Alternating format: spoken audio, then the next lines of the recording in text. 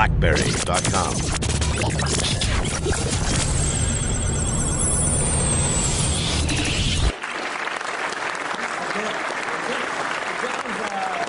Boy, but he's been living and breathing in Malmo, Sweden. That's right. Yeah, I've been there for about 9 months, and if I may, it's been an astonishing experience working with the folks. Excellent. I got that. So tell us about the philosophy behind how the Astonishing Tribe works, because it's really kind of unique. Definitely. TAT's motto has been design loves technology, right? And it's this whole idea of taking really great user designs and marrying that with the technology to realize them. And it's something that this group lives and breathes every day. The constant interaction between the designers and the developers to get things exactly what you want. And I mean, there's a tremendous pedigree behind this company. I mean, they've been putting some pretty mind-blowing ideas out there on the internet for years. Yeah. So it's really been just a pleasure getting to know them and really understanding how they work behind the scenes. Exactly. And so yeah, like you said, we've been taking this design loves technology and trying to take that pedigree and put it into BlackBerry 10. We're calling this prepackaged elegance. Excellent. So let's take a look. This is the new Cascades UI framework. Yeah, so the first thing I want to show you here, and this is a great example of design loves technology, because what I asked the team to develop here was an application that shows off each of the core controls that we have available in Cascades. And rather than simply do a standard boring application that shows each of the controls, a designer developer sat together working on this and came up with this notion of a cookbook. Right? So you have all your recipes to build your applications. And the source code for this particular application will be included with the Cascades tooling. So anybody building applications can see the source code behind all of these core controls. Okay, so let's take a look at a couple of Yeah, there's a couple I want to kind of show off here today and show some of what we've been talking about. So this is an example. The background here behind the text is an image, and there's kind of a leather texture to it. And as we change the size of the text, you can see the animation of the image as it grows and shrinks. And in addition, so as a developer, I mean, what do you need to do to take advantage of some of these rich effects, the flow of the animation? It's all completely built in. You basically say, this is my starting point. I need it to be this big when it has these lines, this big when it has these lines, and the animations, everything in between is all handled by the framework.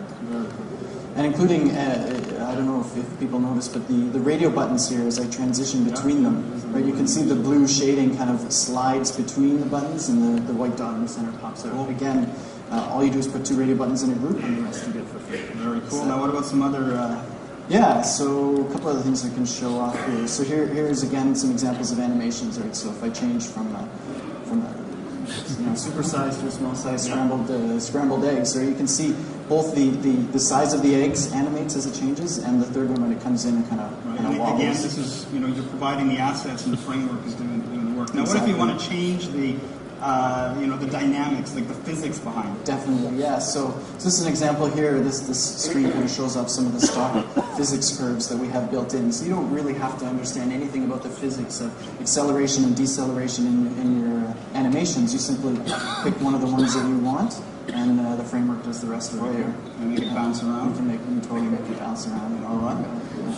So this is amazing. Again, like looking at other platforms, I mean, typically this kind of work, you would need a background in graphics and physics to be able to achieve some of these effects. They're all baked right into the framework. So let's take a look at some of these in an actual app. Yes, this is a pretty straightforward example of a memo application. This one the guys built for me to help me with my Swedish pronunciations and some of my Swedish meatball recipe.